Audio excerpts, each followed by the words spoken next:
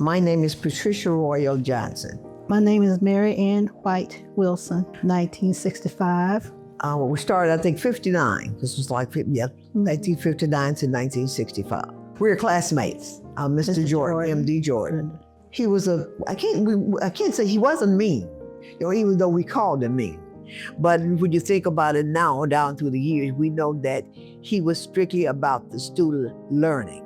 He wanted us at school and he wanted us to learn. And he was strictly about, he was about business, education. My uncle went to Merrill School. He graduated from there. And my mother attended Merrill.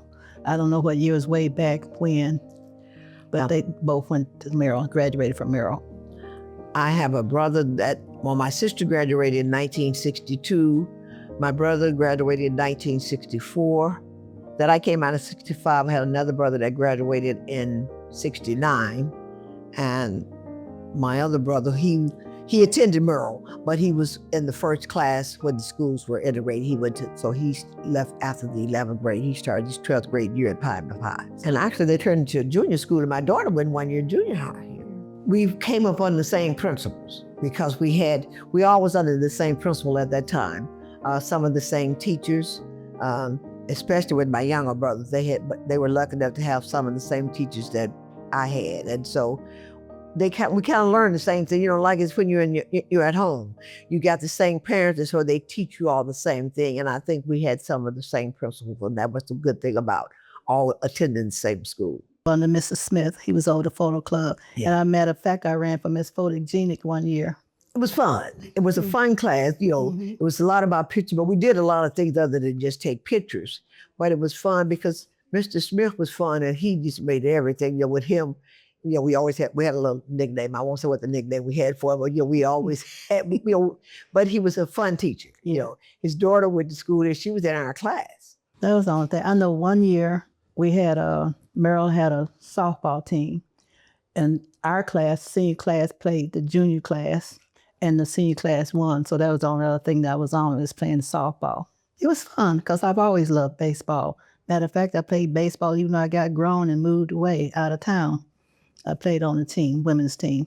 My favorite class was typing and shorthand. That was Miss Lovelace. She was really a good teacher, and that's what helped me with my career. I think my favorite class was civics. Miss Holiday she was just an awesome. Miss Holiday was awesome. And, and sometimes I think we just like to see her because she was such a pretty lady and she was an awesome dresser. And sometimes just to see her, the grace that she had when she'd be walking the classroom teaching, she was a good role model. In other words, to say, boy, I sure would like to be like that when I grew up.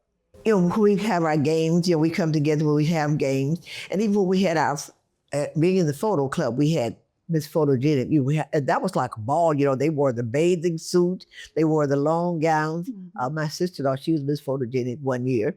And so it was a fun thing to do. We'd go and, we'd go on trips. They take us on some trips. And that was a lot of fun things to do. And like I said, we always had fun at the games. It was always, not that we knew anything about football, and we came from, most of our classmates was on the winning team, And so that was really exciting for us. And then plus we had lasting relationship, friendship, all down 30 years. That helped us. I was just going to say we get excited when we had home games, because we'd go to the football game at his home, and we loved homecoming. It was just fun for us as kids. Well, we didn't really have any set tradition, we just, because everybody had their own little set of friends that they were with. And so that's who you would end up being with. And it was always good to see the Majorettes. We had an awesome band. When halftime comes, whatever you're doing, you're gonna stop because you wanna enjoy halftime because it was really, they really performed. Mr. Burris was an awesome band director, and I can't remember now who was doing the Majorettes, but anyway, we had an awesome band. Yeah. One of the things that I've learned through Merrill, and I talk about it sometimes now, not that the other schools, I know they're in, the children or whatever, but there was such an impact with the teachers here. I mean, they cared about the students. They let you know they cared about, and you were going to learn. You were not going to come in class and just sit there and goof off. You were going to learn, and they made sure of that. And then if you didn't, they were going to contact them parents if you were goofing off somewhere. And so it gave you a work ethic. when you left Merrill, it was important that you become somebody, that you would do something. To just sit over there and just say, well, I dropped out, I didn't do anything. It made you want to do better because of who trained you. I guess that's the way I want to put it, who trained you, yes. The teachers, like she said, they were interested in you. They would actually meet your parents. They would actually come to your house and, let your parents know how you were doing. And they would just show interest in you, that they really cared about you. And that way, Merrill really was a foundation on how I got my career, was because of what I learned here at school, typing and shorthand and getting along with people. So it played a great role. It was a foundation for my career. I don't know a lot about the teachers now. I really, don't, because I don't have any kids, whatever, in school. But those teachers cared. Yep. And I mean, you came in, you didn't sit there and you weren't, they'd have to tell you to stop talking, because if they said stop talking, you weren't going to say anything else. Mm-mm. You weren't going to say anything else. And so it was sort of like, the teachers were sort of like your parents, your parents at home, you were going to do what they said. And when you came here, you were going to do what these teachers told you to do, because you knew that they cared. It was just something that you knew that they actually cared about you. I finished out my career as an elected. I retired as a county clerk. I was county for 8 years. But I was mostly in the banking. I lived in Chicago in Illinois for about 35 years. And while I was there, I worked there and most of the time it was in banking. And I was lucky or blessed to come back home. I always wanted to come back home. And the bank was getting ready to close. And so my husband said, well, you always said you wanted to go back to Arkansas. And so I said, well, hey, if you're willing to go, I'm on it. And that's what I did that for years. And then, like I said, I finished out, I retired from here from Jefferson County. I came and I went to work at the courthouse. And after 7 years, the county clerk passed, and she had asked me before she passed to run. So I was county clerk for 8 years, and I retired to take care of my mom. And that was a blessing to me, to be able to come back home and go to get where I did after I came back to Pine Bluff. Well, it's a political reason. It really is. And I think so, because, like I said, Miss Holiday was the civics teacher. And you'll probably see there's still a lot of preachers. She was here a long time. And even though it was about past events or whatever, she talked about civics, but there still was a way to let you learn how to do things. And you knew how to do things. See, being a politician, you can go several different ways, but there's always the way that you go where you just go, you run for the office, you don't talk about anybody, you don't try to sling words, you don't do anything. And again, I think that has a lot to do with how you were taught. Typing was my favorite.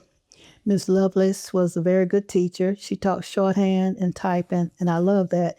And because as a young person, I always wanted to work in the administration field, like be a receptionist, answer the telephone, greet people. So that's what I've done in my career. It's been an administrative department. Even though I retired, I still went back and doing administration work. So that's my job. I love it. And type, that had a lot to do with it, helping me with my career. Thinking about Miss Lovelace, and she taught shorthand and typing. So that's what got me going, and that's what has helped me, because my mother used to make me practice every day for an hour typing. And so I'm grateful that she had me do that, because that's how I learned how to do the computer and typing and all of that. Well, right now, I have retired. I did retire in 20, but I've gone back to work, and I've answered the phone, doing administration work, which I love doing, working with people, greeting people.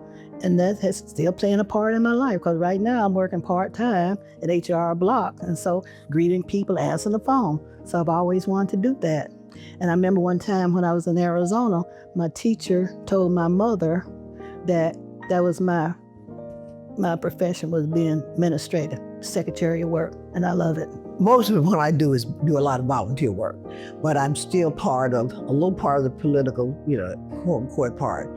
And that's just, parts that I consider it as part-time, because it should only be for a couple hours a month. It usually lasts a little longer. But I volunteer with United Way. I've volunteered with the Turning Point, and now a lot of things at church. So church keeps me busy too, and that's what I do. That's what I enjoy doing.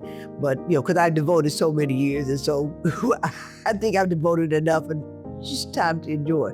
But I still enjoy what I'm doing, because when you work with places like the United Way, you get a chance to interact with a lot of people and a lot of other auxiliaries, and that makes a difference.